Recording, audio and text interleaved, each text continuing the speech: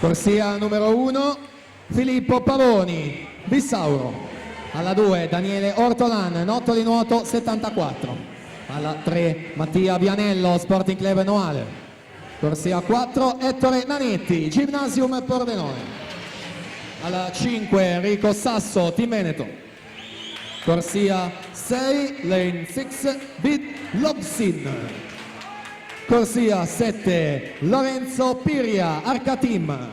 Alla 8, Valerio Lombardo, Sport Village Pesaro.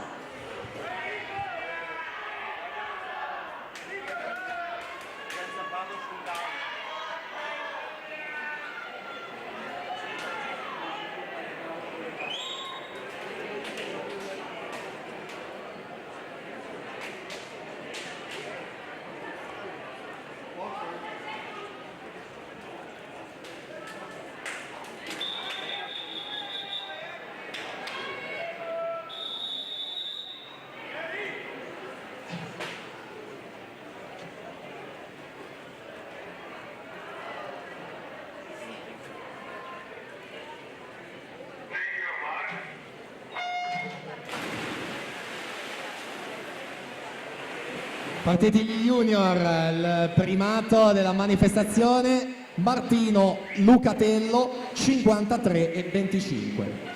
Ettore Nanetti 56 e 27, ha nuotato nelle batterie, medagliato già in campo giovanile nelle prove della farfalla, con Mattia Vianello pure in carriera medagliato giovanile, che passa in vantaggio con 25 e 47 proprio su Nanetti, 25 e 56. Quindi un po' più staccati per quanto riguarda la terza posizione, 26 e 71 Ortolan, però insomma tutti lì per quanto riguarda il bronzo, mentre là davanti torniamo a seguire la situazione, il duello tra le corsie numero 3 e 4 con Ettore Nanetti che arriva a doppia velocità, compie il sorpasso e quindi fa doppietta, 200 più 100 farfalla, 55 e 06 il suo tempo alla vittoria davanti a Mattia Vianello, 55 e 95. Enrico Sasso terza posizione, 56 e 16.